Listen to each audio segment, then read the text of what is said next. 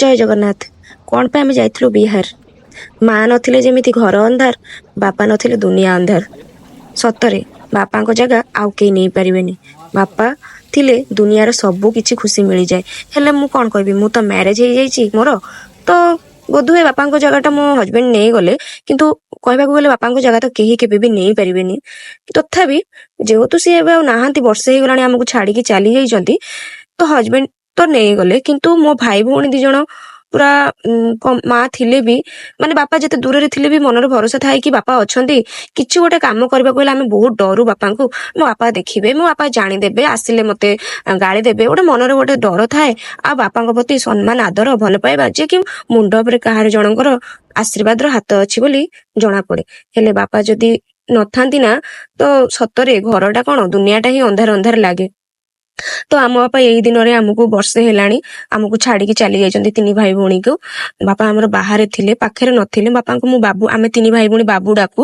ତ ଆମ ବାବୁ ବାହାରେ ଥିଲେ, ଆମ ପାଖରେ ନଥିଲେ। ସେତେବେଳେ ଆମେ ଗୋଟେ ମ୍ୟାରେଜ ପାର୍ଟିକି ଯାଇଥିଲୁ। ତ ଆମେ ସବୁଦିନ କଣ୍ଟାକ୍ଟ କରୁ ବାବୁଙ୍କ ସହିତ, କିନ୍ତୁ 2-3 ଦିନ ଆମେ ଆଉ କଣ୍ଟାକ୍ଟ କରିନଥିଲୁ, କଥା ହେଇନଥିଲୁ। ମୋ ସାନ ଭଉଣୀ କଥା ହେଇଥିଲା। ତ ଯେହେତୁ ବାହାରେ ଥିଲେ, ମୋର ସେଦିନ ମନ ଅଛି, ଯୋଉଦିନ ବାପା ଆମର ଆମ ପାଖକୁ ନ୍ୟୁଜ ଆସିଲା ଯେ ଏମିତି କିଛି ଖରାପ ମାନେ ଏମିତି କିଛି ହେଇଛି ବୋଲି, ସେଇଦିନ ମୋର ମ୍ୟାରେଜ ଆନିଭର୍ସରୀ ଥିଲା। ଏଇ ଦିନଟି ମୋର ମ୍ୟାରେଜ ଆନିଭର୍ସରୀ ଥିଲା। ତ ମୁଁ ସେଇ ଦିନଟିକୁ ମ୍ୟାରେଜ ଆନିଭର୍ସରୀ ଦିନକୁ ପୁରା ପନତି ବୋଲି ମୁଁ ମାନି ନେଇଛି ଏବେ। ଯେହେତୁ ମୋ ବାପାଙ୍କର ସେଇ ଖରାପ ଖବରଟି ଆମ ପାଖକୁ ଆସିଥିଲା, ମୁଁ ପନତି ବୋଲି ଏବେ ମୁଁ ମାନି ନେଇଛି। ତ ଆମେ ତ ଆଗରୁ ମୁଁ ମ୍ୟାରେଜ ଆନିଭର୍ସରୀ ପାଳନ କରେନି, ଏବେଠାରୁ ମୁଁ ଭାବୁଛି ଆଉ କେବେ ବି ମନେ ବି ରଖିବିନି ସେଇ ଦିନଟିକୁ। ଯେହେତୁ ଏଇ ଦିନରେ ମାନେ ମୋ ବାବୁଙ୍କର ଏତେ ବଡ ଦୁଃଖଜନକ ଖବର ଆମ ପାଖକୁ ଆସିଥିଲା। ତ ଆମେ 3 ଭାଇ ଭଉଣୀ, ମୋ ହଜବେଣ୍ଡ, ମୋ ମମି, ଆମେ ସବୁ ଯୋଉଠି ମୋ ବାବୁ ଥିଲେ ଆମେ ସବୁ ସେଇଠିକି ଯାଇଥିଲୁ। ବହୁତ କଷ୍ଟରେ, ବହୁତ କିଛି ଇଏ କରିକି ଆମେ ମୋ ବାବୁଙ୍କୁ ଆଣିକି ଆସିଥିଲୁ ଓଡିଶାକୁ, ଓଡିଶା ମାଟିକୁ ଆଣିକି ଆସିଥିଲୁ। ଆପଣ ମାନଙ୍କ ସହିତ ମୁଁ ସେ ବି ଭିଡିଓ ପକେଇଥିଲି କି ଆମେ ସ୍ୱର୍ଗଦ୍ୱାର ମୋ ବାବୁଙ୍କୁ ନେଇକି ଯାଇଥିଲୁ। ତ ଆଜି ତାଙ୍କର ବର୍ଷିକିଆ ଥିଲା। ଆମେ 3 ଭାଇ ଭଉଣୀ ଆମେ ଯାଇକି, କୁହନ୍ତି କି ଗୟାରେ ଯଦି ଆମେ ପିଣ୍ଡ ଦେଇଦବା ତ ତାଙ୍କ ଆତ୍ମାକୁ ଶାନ୍ତି ମିଳିଯାଏ, ଆଉ ସେ ମୋକ୍ଷ ପାଇଯାଆନ୍ତି ବୋଲି ସମସ୍ତେ କୁହନ୍ତି। ଏଇଠି ସମସ୍ତେ ବି ପିଣ୍ଡ ଦିଅନ୍ତି। ସୀତା ମାତା ବି ଆସିକି ଏଇଠି ପିଣ୍ଡ ଦେଇଥିଲେ ତାଙ୍କ ଶ୍ୱଶୁରଙ୍କର। ତ ଆମେ ବର୍ଷିକିଆରେ ଆମେ 3 ଭାଇ ଭଉଣୀ ଆଉ ମୋ ହଜବେଣ୍ଡ ଆମେ ଯାଇକି ମୋ ବାବୁଙ୍କୁ ଆମେ ଉଦ୍ଧାରିକି ଆସିଲୁ। ଏଇଠି ଏତେ ବଡ ଫାଲକୁନି ନଦୀଟି ଅଛି, କିନ୍ତୁ ସବୁବେଳେ ଶୁଖିଲା ରହେ ଫାଲକୁନି ନଦୀଟି, କାରଣ ଏଇଠି ଅଭିଶପ୍ତ ହେଇଯାଇଛନ୍ତି ଫାଲକୁନି ନଦୀ। ସୀତାମାତା ଅଭିଶାପ ଦେଇଛନ୍ତି ବୋଲି ସେଇ ଦିନଠାରୁ এই ନଦୀଟି ପୁରା ଶୁଖିଲା ହେଇକି ପଡିକି ରହୁଛି। ବହୁତ ବଡ ନଦୀ, କିନ୍ତୁ ଦେଖିଲା ବେଳକୁ ସେଟା ଗୋଟେ ଫିଲ୍ଡ ପରିକା ଲାଗୁଛି, ଶୁଖିଲା ହେଇକି ପୁରା ପଡି ରହିଛି। ତ ଏଇଠି ନନା କହିଲେ ମାଟି ତଳ ଟିକେ ଖୋଳିକି ତାଙ୍କର ଅସ୍ଥିକି ପୋତିକି ଆସ, ପାଣି ଛିଞ୍ଚି ଦିଅ। ତ ମୋ ଭାଇ ଯାଇକି ଖୋଳିକି ଅସ୍ଥିକି ପୋତିକି ଆସିଲା, ଆଉ ପାଣି ଛିଞ୍ଚିକି ଆସିଛି। ଆଉ ବହୁତ ସାରା ଖରା, ଏଇ ଟାଇମରେ ବହୁତ ଗରମ ଥିଲା, ବହୁତ ଗରମ ଥିଲା। ଟିକେ ବି ବର୍ଷାର ଠୋପ ବି ନଥିଲା। ମୋ ମ୍ୟାରେଜ ଦିନ ତ ବହୁତ ସାରା ବର୍ଷା ହେଇଥିଲା, ମୋର ମନ ଅଛି। କିନ୍ତୁ ଆମେ ଯେତେବେଳେ ଯାଇଥିଲୁ ଏ ଗୟାକୁ, ବହୁତ ସାରା ଖରା ଥିଲା। ଆଉ ଖରାରେ ଆଉ ମାନେ ମାଟି ବି ଏତେ ଖୋଳି ହେଲାନି ଭଲସେ, ମୋ ଭାଇ ଖୋଳି ପାରିଲାନି। ତ ଶାନ୍ତି ମନରେ ଆମେ ବାବୁଙ୍କୁ ଏଇଠି ଆମେ ପିଣ୍ଡ ଦେବା ପାଇଁ ଆସିଥିଲୁ। ଆମେ ଏତିକି ମନସ୍କାମନା କରୁଛୁ ଯେ ଆମକୁ ତ ଛାଡି ଚାଲିଗଲେ, କିନ୍ତୁ ମୋ ବାବୁ ଯେମିତି ମୁକ୍ତି ପାଇଯାଆନ୍ତୁ, ଆଉ ଗୋଟେ ଜନ୍ମ ନିଅନ୍ତୁ ବୋଲି ଆମେ ସେଇ ଆଶାରେ ଆମେ ପିଣ୍ଡ ଦେବାକୁ, ବହୁତ ଶୀଘ୍ର ପିଣ୍ଡ ଦେବାକୁ ଚାଲିଗଲୁ। ଯେ ବର୍ଷକ ପରେ ବର୍ଷିକାରେ ଆମେ ମୋ ବାବୁ ମୁକ୍ତି ପାଇଯାଆନ୍ତୁ, ଆଉ ଗୋଟେ ଜନ୍ମ ପାଇଯାଆନ୍ତୁ ବୋଲି। ସେଇଥିପାଇଁ, ଯେହେତୁ ବାବୁ ନାହାନ୍ତି, କଥାରେ ଅଛି କି ଦୁନିଆ କେବେ ଜଣକ ପାଇଁ ଅଟକି ଯାଏନି। ଯଦି ଜଣେ ଆମକୁ ଛାଡିକି ଚାଲି ଯାଆନ୍ତି, ଆମେ ବହୁତ କାନ୍ଦି ପାନ୍ଦି, ମୁଣ୍ଡ ବାଡେଇ ବାଡେଇ ଯେତେ କାନ୍ଦିଲେ ବି ସେଇ ମଣିଷଟି ଆମ ପାଖକୁ ଆଉ ଫେରି ଆସେନି କେବେ ବି। କିନ୍ତୁ ଦୁଃଖ ତ ରହିବ, ଯେହେତୁ ମୋ ଜନ୍ମଦାତା ସିଏ ମୋ ବାବୁ, ତ ଦୁଃଖ ତ ରହିବ, ତାଙ୍କ ଜାଗା ତ କେହି ନେଇ ପାରିବେନି। କିନ୍ତୁ ଏଇଟା ବି ସତ ଯେ ଜଣକ ପାଇଁ କେବେ ବି ଦୁନିଆଟା ଅଟକି ଯାଏନି। ସେଇ ସମୟରେ ଦୁଃଖ ଥାଏ, ତାପରେ ଧୀରେ ଧୀରେ ଆମେ ମାନେ ସର୍ଭାଇଭ କରିଯାଉ। ଆମର ଏତିକି ଦୁଃଖ ରହିଗଲା ସମସ୍ତଙ୍କର କି ମନ ଭିତରେ, କି ଆମ ବାବୁ ଆମକୁ ଛାଡିକି ଗଲାବେଳେ ଆମେ ତାଙ୍କୁ ଅନ୍ତିମ ଟାଇମରେ ଦେଖି ପାରିଲୁନି, କେହି ତାଙ୍କ ମୁହଁରେ ଟିକେ ପାଣି ଦେଇ ପାରିଲୁନି, ସେତିକି ଦୁଃଖ ରହିଗଲା। ଆଉ ତାପରେ ତ ଆମେ ଗଲେ, ଆଣିକି ଆସିଲେ ଓଡିଶା ମାଟିକି, ତାଙ୍କୁ ଆଣିକି ଆସିଲେ, ହେଲେ କିନ୍ତୁ ଅନ୍ତିମ କାଳରେ ଆମେ ଟିକେ ଦେଖି ପାରିଲେନି, ତାଙ୍କ ସେବା କରିପାରିଲେନି। ସେଇଟା ସମସ୍ତଙ୍କର ବଡ ଅଫସୋସ ରହିଗଲା। ଆଉ ନିଜକୁ ଗୋଟେ ବଡ ଦୋଷୀ ମନେ ହଉଛି। ହେଲେ ଆମେ ବି କଣ କରିପାରିବୁ, ଆମେ ଥୋଡି ନା ଜାଣିଥିଲୁ ଏମିତି କିଛି ହବ ବୋଲି।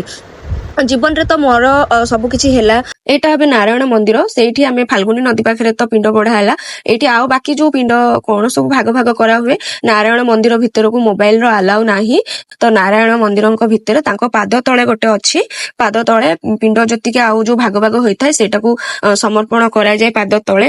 ତ ମୁଁ ଭାବୁଛି ଆମେ ତିନି ଭାଇ ଭଉଣୀ ବହୁତ ମନ ଦେଇକି ଏଇ କାମଟି ଆମେ କରିଛୁ ବୋଲି, ଆଉ ମୁଁ ଭାବୁଛି ମୋ ବାପାଙ୍କ ଆତ୍ମାକୁ ନିଶ୍ଚିନ୍ତ ଭାବରେ ଶାନ୍ତି ମିଳିଥିବ ବୋଲି, ଯେହେତୁ ଆମେ ତିନି ଭାଇ ଭଉଣୀ ବହୁତ କାଷ୍ଠା ନିଷ୍ଠାର ସହିତ କରିଛୁ। ଏବେ ସେଠି କାମ ସାରିଲା ପରେ ଆସିଗଲୁ ଏଇଠି ଅକ୍ଷୟ ବଟ ମଠ ପାଖକୁ। ଏଇଟା ପଞ୍ଚମତମ ବୃକ୍ଷ, ଯିଏକି ପଞ୍ଚମତମ ସାକ୍ଷୀ ତ୍ରେତେୟା ଯୁଗର ଏ ବୃକ୍ଷ। ମୁଁ ଆଉ ଗୋଟେ ରିଲ୍ସ ରେ ମଧ୍ୟ କହିଥିଲି ତ୍ରେତେୟା ଯୁଗର ଏଇଟା ଗଛଟିଏ, ଯୋଉକି ତ୍ରେତେୟା ଯୁଗରୁ ଆଜି ଯାଏ ଏଇ ଗଛଟି ସେମିତି ଅଛି। ସୀତାମାତାଙ୍କୁ ବି ସାକ୍ଷୀ ରଖିଥିଲେ। ସୋ ସେଇଥିପାଇଁ ଏଇଠି ବି ଅଧା ପିଣ୍ଡ ଏଇଠି ବି ଦିଆଯିବ, ଏଇଟା ଶେଷ ଏଇଠି ତ ଦିଆଯିବ।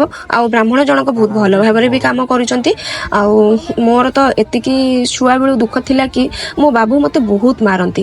ଆମର ଯେତେବେଳେ ମୋ ଭାଇ କି 8 ମାସ ହେଇଥାଏ, ମୋ ବାବୁ ସେତେବେଳେ ସବୁ କିଛି ବିଜନେସ ସବୁ ଲସ୍ ବାସ୍ କରିଦେଲେ, ଆଉ ବାହାରକୁ ଚାଲି ଯାଆନ୍ତି ଇନକମ କରିବା ପାଇଁ, ପରିବାର ଚଳିବା ପାଇଁ। ଯେହେତୁ ଆମେ ଛୋଟ ଛୋଟ ଥିଲୁ, ଓଡିଶାରେ ଆମେ ପାଠ ପଢୁଥିଲୁ, ତ ବାହାରକୁ ଆଉ ଆମର କ୍ୟାରିୟର ହେଇପାରିବନି ବୋଲି ମମି ଆମକୁ ନେଇକି ଓଡିଶାରେ ରହେ, ଆମେ ଓଡିଶାରେ ପାଠ ପଢୁ। କିନ୍ତୁ ମୋ ବାବୁ ଆମକୁ ଛାଡିକି ନୁହେଁ, ଇନକମ ପାଇଁ ଯାଇଥିଲେ, ଇନକମ ର ସୋର୍ସ ପାଇଁ ବାହାରକୁ ସେ ଯାଇଥିଲେ। ତ ଛୋଟବେଳୁ ମୋର ଏତିକି ଦୁଃଖ କି ସବୁବେଳେ ନା ମୁଁ ବହୁତ ଦୁଷ୍ଟ ଥିଲି। ଆଉ ବାବୁ ନା, ମୋ ବାବୁ ବହୁତ କହନ୍ତି ନା ଗୋଟେ ବଦରାଗି ଯୋଉ କହନ୍ତି ନା ମଣିଷ ମାନେ, ସେଇ ଟାଇପ ର ମୋ ବାବୁ ବହୁତ ଟିକେ ଟିକେ କଥାରେ ରାଗି ଯାଆନ୍ତି, ବହୁତ ରାଗି ଯାଆନ୍ତି। ଆଉ ମତେ ରାଗିକି ତ ବହୁତ ବାଡାନ୍ତି, ମତେ ବହୁତ ବାଡାନ୍ତି। ଏତିକି ମୋର ଦୁଃଖ ଥିଲା ଯେ ମତେ ସବୁବେଳେ ବାବୁ ମତେ ମାରୁଛନ୍ତି। ଆଉ ମୋ ସାନ ଭଉଣୀକୁ ନା କେବେ ବି ଗୋଟେ ଟିପଟିଏ ବି ମୋ ବାବୁ ତା ଦେହରେ ଦେଇନାହାନ୍ତି, କେବେ ବି। ଯେତେ ଯାହା ଭୁଲ କରୁ, ଆମେ ଯେତେ ମାଡଗୋଳ ଦି ଭଉଣୀ କରୁ, ସବୁବେଳେ ମତେ ହିଁ ମାରୁଥିବେ, ତାକୁ ଗୋଟେ ଟିପଟିଏ ବି ବାବୁ ମୋର ଦେଇନାହାନ୍ତି। ତ ମୁଁ ସବୁବେଳେ ସେଥିପାଇଁ ରାଗେ ଯେ ମୋ ଭଉଣୀ କି ଟିକେ ବି ମାରୁନାହାନ୍ତି, ଟିକେ ବି ପାଟି କରୁନାହାନ୍ତି, କିଛି ନାହିଁ, ଓଲଟି ତାକୁ କୋଳରେ ବସେଇ ବସେଇ ଖୁଅଉଛନ୍ତି ଆଉ ମତେ ମାରନ୍ତି ବୋଲି। ମୋର ଏଇଟା ସବୁବେଳେ ମନ ଭିତରେ ମାନେ ରାଗ ଥାଏ ଆଉ ଦୁଃଖ ବି ଥାଏ। ମୋର ତ ମନ ଅଛି, ମୋର ବାହାଘର ନୂଆ ନୂଆ ଯେତେବେଳେ ମୋ ବାହାଘର ହେଇଥାଏ, ମୁଁ ଘରକୁ ଯାଇଥାଏ ବୁଲିବା ପାଇଁ, ଯୋଉ କହନ୍ତି ନା ଅଷ୍ଟମଙ୍ଗଳାକୁ ଯାଆନ୍ତି, ତ ମୁଁ ଯାଇଥିଲି ଅଷ୍ଟମଙ୍ଗଳାକୁ। କଣ ଗୋଟେ ମୁଁ କହିଦେଇଥିଲି, ମୋ ଭଉଣୀ ସେତେବେଳେ ନଥିଲା, ସେ ଡେଲିରେ ଥିଲା। ତ ମତେ ନା ମୋ ହଜବେଣ୍ଡ ସେତେବେଳେ ନଥିଲେ, ଘରେ ମୁଁ ଥିଲି। କଣ ଗୋଟେ କଥା ଏପଟ ସେପଟ ହେଇଗଲା, ମୁଁ ଟିକେ କହିଦେଲି, ମୋ ବାବା ମତେ ଢୋକିନା ଗୋଟେ ଜାବଡା ପକେଇଦେଲେ। ସେତେବେଳେ ମୁଁ ବହୁତ କାନ୍ଦିଲି, ମନେ ମନେ କିଛି ତ କହିଲିନି, ମନେ ମନେ ବହୁତ କାନ୍ଦିଲି ଆଉ ଦୁଃଖ କଲି। ଆଉ ଯୋଉ ଯାଉଛି ଘରକୁ ଆଜି ପଳେଇ ଯିବି, ମତେ ତ ଆଗରୁ ମାରୁଥିଲେ, ମୁଁ ମ୍ୟାରେଜ ସରିଯାଇଛି, ମୋର ପର ଘରକୁ ମତେ ଦାନ କରିଦେଇଛନ୍ତି, ଫିର ବି ମତେ ମାରିଲେ। ପୁଣି ମନେ ମନେ ଭାବିଲି ନା, ସେତିକି ବାପାଙ୍କର ମୋ ଉପରେ ଅଧିକାର ଅଛି, ମତେ ଏବେ ବି ନିଜର ଦାନ କରିଲେ ବି ଏବେ ବି ମତେ ନିଜ ଝିଅ ବୋଲି, ସେ ତ ମୁଁ ନିଜ ଝିଅ ନା, ତ ସେଇ ଅଧିକାରରେ ମତେ ସେ ମାରିଛନ୍ତି। ଏଇଆ ଭାବିକି ଦୁଃଖଟାକୁ ଆଉ ରଖିଲିନି। ମୋ ବାବୁ ମତେ କନ୍ୟାଦାନ କଲେ, ସିଏ ଥାଉ ଥାଉ ମୋର ବାହାଘର ଦେଖିଲେ, ମୋ ଝିଅକୁ ବି ଦେଖିକି ଗଲେ। କିନ୍ତୁ ମୋ ଝିଅକୁ ଥରେ ହିଁ କେବଳ ଦେଖିଛନ୍ତି, ସେକେଣ୍ଡ ଟାଇମ ଆଉ କେବେ ବି ଦେଖି ପାରିନାହାନ୍ତି, ତାଙ୍କ ଭାଗ୍ୟରେ ସେତିକି ଜୁଟିନି। ମୋ ଝିଅ ବି ସବୁବେଳେ ନାନୁକୁ ଖୋଜେ, ନାନୁକୁ ଥରେ ହିଁ କେବଳ ମୋ ଝିଅ ଦେଖିଛି, ଦ୍ୱିତୀୟ ଥର ମୋ ଝିଅ ନାନୁକୁ ଦେଖି ନାହିଁ। କିନ୍ତୁ ଏବେ ପର୍ଯ୍ୟନ୍ତ ବି ମୋ ଝିଅ ସବୁବେଳେ ନାନୁକୁ ହିଁ ଖୋଜେ, ଯେ କୁହେ କି ନାନୁ ଷ୍ଟାର ହେଇଯାଇଛନ୍ତି, ମମି ଷ୍ଟାର ହେଇଯାଇଛନ୍ତି, ମୁଁ ଟିକେ ନାନୁକୁ ଦେଖିଥାନ୍ତି। ମୋ ଝିଅ ଶେଷ ଥର ପାଇଁ ବି ଦେଖି ପାରିନି, କାରଣ ଯେତେବେଳେ ଆମେ ସ୍ୱର୍ଗଦ୍ୱାରରୁ ମୋ ବାବୁକୁ ନେଇକି ଯାଇଥିଲେ, ମୋ ଝିଅ ସେତେବେଳେ ମୋ ମାଇଁ ପାଖରେ ରହିଯାଇଥିଲା, ଆମେ ମୋ ଝିଅକୁ ନେଇ ନଥିଲୁ। ମତେ ତ କନ୍ୟାଦାନ ଯାହା ହଉ କଲେ, କିନ୍ତୁ ମୋ ଭଉଣୀର ଏତିକି ଦୁଃଖ ରହିଗଲା, ମୋ ଭଉଣୀର କନ୍ୟାଦାନ ମୋ ବାବୁ କରିପାରିଲେନି। ମୋ ମନ ଭିତରେ ଆଗରୁ ଦୁଃଖ ଯେ ବାବୁ ମତେ ମାରୁଥିଲେ, କିନ୍ତୁ ମୋ ଭଉଣୀର ଏବେ ଦୁଃଖ, ଦିଦି ତତେ ଯାହା ହଉ ବାବୁ ହାତ ଲଗେଇଥିଲେ, ତତେ ମାରୁଥିଲେ। ମତେ ବହୁତ ଇଚ୍ଛା ହୁଏ ଯେ ବାବୁ ହାତରୁ ଗୋଟେ ଜାବଡା ଖାଆନ୍ତି କି ମୁଁ ଟିକେ, ହେଲେ ଆଉ ସେ ସମୟ ନାହିଁ ଏବେ।